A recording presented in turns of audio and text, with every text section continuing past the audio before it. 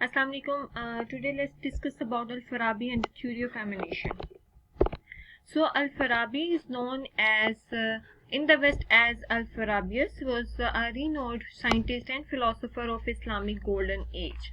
Basically, Al-Farabi was a polymath and he was a musician, a mathematician, a political scientist, political philosopher भी कह सकते हैं, and he was a logician also.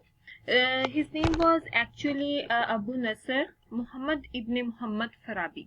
So he was born in 872 CE in Greater Khorasan, and he died between 14 December 1950 or 12 January 1951 951 in Damascus.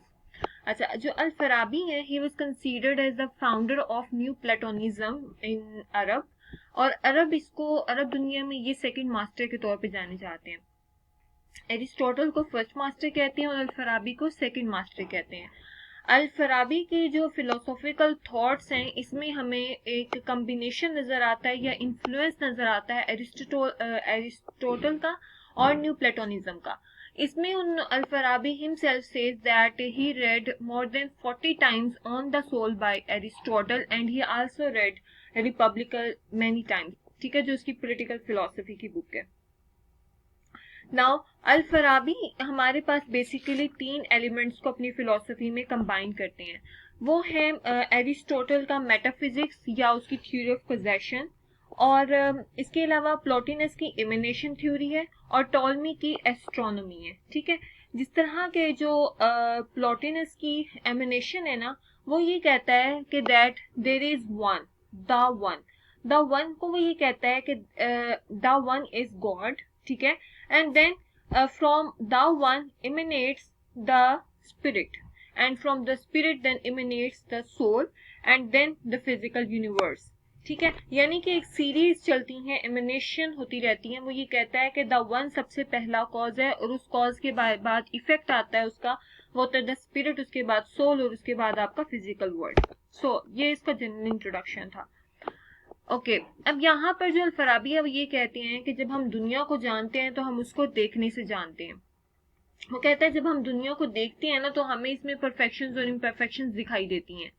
अब हम God को किस तरह से लिंक करेंगे इस दुनिया के साथ? वो कहते हैं कि इसके बारे में हमारे पास 2 सोर्सेज हैं, या तो हम रिमोशनिस्ट हो जाएं या फिर हम एमिनेंटी हो जाएं. अब वो कहता है रिमोशनिस्ट ये हैं कि अगर हम रिमूव कर दें all the imperfections from God, ठीक है, कि वो अगर हम कहें कि वो म्यूटेबल तो नहीं होता, गॉड म्यूटेबल नहीं होते, वो परफेक्ट होते हैं. ठीक है, यानी कि जितनी भी इम्परफेक्शंस हैं हम गॉड से रिमूव कर दें, या फिर एमिनेंटी कि हम लोग सारी की सारी जो परफेक्शंस हैं वो गॉड को एट्रीब्यूट कर दें. ठीक है, अब देखते हैं कि इसकी जो थ्योरी ऑफ एमिनेशन है, इसको हिरार्की ऑफ बीइंग भी कहते हैं और इसको ही थ्योरी ऑफ कॉस्मोलॉजी भी कहते हैं. ठीक है, तो don't confuse between them. So divine, पहले वो कहते हैं कि हमारे पास जो इमिनेशंस होती हैं ना वो कैसे होती हैं. सबसे पहले हमारे पास डिवाइन बीइंग है. डिवाइन बीइंग को वो कहते हैं द वन. ठीक है, वो कहते हैं द वन जब सेल्फ कंटेम्पलेट करता है, वो जब अपने बारे में सोचता है तो वो जन्म देता है एक दूसरी चीज को. ठीक है, वो सेकंड बीइंग और फर्स्ट इंटेलेक्ट कहलाता है. वो ये कहता है कि दरअसल जो नॉलेज है ना इज ऑल अबाउट क्रिएशन, कि वो जो ये जो डिवाइन क्वालिटी है कि वो जब अपने बारे में सोचेगा, वो जब सेल्फ कंटेम्पलेट करेगा, तो ये उसकी क्वालिटी है कि गॉड में से इमिनेशंस होंगी. ठीक है, ये उसकी विल नहीं है, ये उसकी क्वालिटी है. ठीक है, ये कहता है कि फर्स्ट इंटेलेक्ट या फिर सेकंड बीइंग बनती है, ये सेल्फ कंटेम्पलेट की वजह से होता है, एंड देन ये प्रोसेस चलता रहता है और आपके पास to produce first heaven and comprehend God to produce the second intellect. ठीक है, वो ये कहता है कि दरअसल जो द वन है ना वो सेल्फ कंटेम्पलेट करता है और वो फर्स्ट इंटेलेक्ट बनाता है, ये सेकंड बीइंग बनाता है. अब ये जो फर्स्ट इंटेलेक्ट होता है ये सेल्फ कंटेम्पलेट भी करता है और ये गॉड के बारे में भी सोचता है. ठीक है, each of the following emanated, तो वो एक और चीज में कन्वर्ट हो जाता है जिसको हम कहते हैं सेकंड इंटेलेक्ट या फिर थर्ड बीइंग. अब वो कहते हैं each of the following emanated intellects are associated with the generations of the same astral phenomena. बिल्कुल इसी तरह से चलता रहता है और आपके पास हेवनली बॉडीज बन जाती हैं. हेवनली बॉडीज वो कहते हैं कि इंक्लूडिंग द, ये जिसको आप फर्स्ट हेवन कहते हैं, वो होते हैं द फिक्स स्टार्स हैं, जिसमें सैटर्न है, जुपिटर है, मार्स है, द सन है, वीनस है, मरकरी एंड द मून, जो कि लास्ट हेवनली बॉडी है। ठीक है, अब ये कहते हैं from the moon flows fourth the active intellect. अब यहां से आपका एक्टिव इंटेलेक्ट की दुनिया शुरू हो जाती है। वो कहते हैं कि जो लास्ट ऑफ द इमिनेशन है वो है आपका एक्टिव इंटेलेक्ट, जिसको हम कहते हैं 10th इंटेलेक्ट। तो इससे हम लोग क्या आते हैं, जो हमारा 10th इंटेलेक्ट होता है ना, वो कहते हैं कि it is this intellect which constitute the real bridge between the heavenly and terrestrial world. अब जो आपका 10th इंटेलेक्ट होता है या जो आपका एक्टिव इंटेलेक्ट होता है ना, इसके बाद आपकी फिजिकल दुनिया आती है, इसके बाद आपकी यूनिवर्स आती है जिसमें आपकी एग्जिस्टेंस है, जिसमें चीजें एग्जिस्ट करती हैं। तो आपका जो 10th इंटेलेक्ट है ना, that constitute the bridge between the heavenly bodies and the terrestrial world. So responsible for जो 10th intellect है आपका is responsible both for actualizing the potentiality for thought in man's intellect and emanating from to man and the sublunary world। ठीक है, यहीं से आपका sublunary world भी emanate होता है, जो कि आपके मून से ही आगे जाके 10th इंटेलेक्ट निकलता है, फिर 10th इंटेलेक्ट से आगे आपके sublunary world और terrestrial worlds बन जाती है। अब यहाँ पर जो ग्रीक का कॉन्सेप्ट है वो ये है कि जो आपके कैलिस्टियल यानी कि जो आपका हेवनली बॉडीज हैं वो सारी की सारी सेक्रेड है। ठीक है, जिस तरह के बहुत सारे फिलोसफर्स ये मानते हैं कि जो आपके पास जो गॉड है या जो ऊपर उनके बाद जो हेवनली बॉडीज है ना, ये सारे के सारे इंटेलेक्ट जो है ना, ये सारे के सारे सिंपल हैं। वो कहता है कि जो गॉड है ना, द वन, वो सबसे सिंपलेस्ट कॉज है, सबसे सिंपलेस्ट, वो अनमूवेबल है और वो सबसे ज्यादा सिंपलेस्ट है। और उसके बाद जब आप डाउन आते जाते हैं और आप 10th इंटेलेक्ट के बाद इस टेरेस्ट्रियल दुनिया की तरफ आते हैं तो वो कॉम्प्लेक्सिटीज बढ़ती जाती हैं। वो कहते हैं कि वो जो द वन है वो सबसे प्योर फॉर्म है, वो सबसे परफेक्ट फॉर्म है, और जिस तरह हम नीचे आ जाते हैं और जो सबसे नीचली फॉर्म है जो कि आपका ये सब ल्यूनरी वर्ल्ड है, आपका टेरेस्ट्रियल वर्ल्ड है, वो कहते हैं कि ये इम्प्योर है और ये इम्परफेक्ट फॉर्म है। तो यहाँ से अल-फराबी बिल्कुल यही कहते हैं, और ये कॉन्सेप्ट उन्होंने एनिशियन ग्रीक से लिया है। The number of intelligences is 10, consisting of the first intelligence and 9 intelligence of the planets and spheres. ठीक है, ये बिल्कुल ऐसी है कि आपके पास पहले क्या होता है कि आपके पास इंटेलिजेंसेस 10 है, मतलब 10 इंटेलेक्ट्स हैं। ठीक है, गॉड से शुरू हो जाते हैं आपके पास first intellect, second, third, fourth, fifth, 6, 7, 8, 9 and 10 intellects हो गई। ठीक है, इसके मुकाबले में आपके पास planets and 9 intelligences of planets आते हैं या स्फीयर्स आते हैं, जिसमें आपके पास जब फर्स्ट इंटेलेक्ट आता है साथ में आपके हेवनली बॉडीज आ जाती हैं। ठीक है, जिसमें सैटर्न है, जुपिटर है, मार्स और वगैरह वगैरह करते हैं, मून पर आके चीज खत्म हो जाती है। ठीक है, वो लास्ट एमिनेशन है, जिसके बाद 10th इंटेलेक्ट आता है और आपके पास हेवनली वो जो आपकी यूनिवर्स है वो स्टार्ट हो जाती है। अब वो कहता है कि जो आपका 10th इंटेलिजेंस है ना, वो मैनेज करता है the affairs of the terrestrial world. ठीक है, and the soul is the immediate mover of the sphere. However, it acquires its power from the intelligence। अच्छा, यहाँ पर एक ये भी कॉन्सेप्ट है कि जो टॉलमिक थे ना, वो ये कहते थे कि आपकी जो अर्थ है ना, that is in the centre, और बाकी जो प्लैनेट्स है ना वो उसके अराउंड है और वो सर्कुलर मोशन में मूव करते हैं।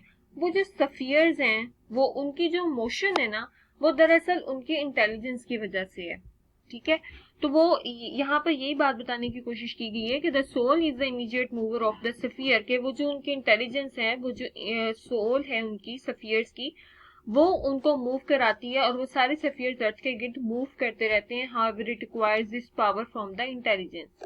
राइट, सो नेक्स्ट हम चलते हैं सबल्यूनरी वर्ल्ड की तरफ। वो कहते हैं कि from the 10th intelligence flows the prime matter, आपके पास निकलता है जिसको हम द हाइल कहते हैं, which is one of the 4 elements, and from the same intelligence flows the different forms which unite with the hyle to produce the bodies। ठीक है, यानी कि इससे आपके पास 4 एलिमेंट्स आते हैं। वो 4 एलिमेंट्स क्या हैं? Fire, air, water and earth. And then आपके पास बॉडीज ऑफ नेचर्स आती हैं, जिसमें आपके पास हवा है, पानी है, आग, जिसमें आपके पास हवा है, क्लाउड्स वगैरह आ जाते हैं। ये सारी की सारी बॉडीज ऑफ देयर नेचर हैं। ठीक है, अभी हम सब ल्यूनरी वर्ल्ड के बारे में बता रहे हैं।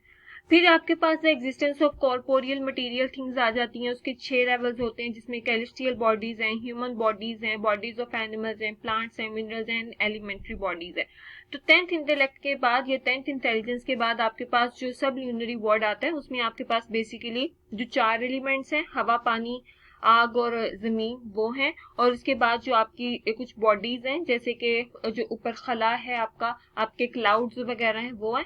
और इसके अलावा जो कॉर्पोरियल मटेरियल्स हैं, उसमें आपके पास 6 लेवल्स आ जाते हैं। ठीक है, वो कहते हैं कि अब आप देखें कि गॉड है आपका सबसे पहला कॉज। ठीक है, वो सेल्फ कंटेम्पलेट कर रहा है, और ये उसकी क्वालिटी है कि वो खुद ब खुद इमिनेट कर रहा है। ठीक है, वो कहते हैं कि अब जो गॉड है ना, व्हेन पीपल से, अच्छा, अब वो जी कहते हैं कि जो दुनिया है ना, वो गॉड के साथ ही है, इटर्निटी ऑफ द वर्ल्ड है। अल फराबी ये मानते हैं कि दुनिया जो है वो गॉड के साथ ही एग्जिस्टेंस में आ चुकी थी। यहाँ पर जो लोग हैं वो ये कहते हैं कि that God created the world. ठीक है, and they simply mean that God produce the world out of the matter bye clothing it with in a determinant form, कि खुदा ताला ने दुनिया को बाद में बनाया। ठीक है, उसकी क्रिएट में की है। लेकिन वो ये कहते हैं कि गॉड इज जस्ट कि दुनिया का बनना वो एक कॉज और इफेक्ट की बात है। वो कहते हैं कि जब उसका कॉज मौजूद था ना, तो इफेक्ट के तौर पे दुनिया भी उसी टाइम पर मौजूद थी। इसमें हम ये नहीं कह सकते कि उसमें किसी किस्म का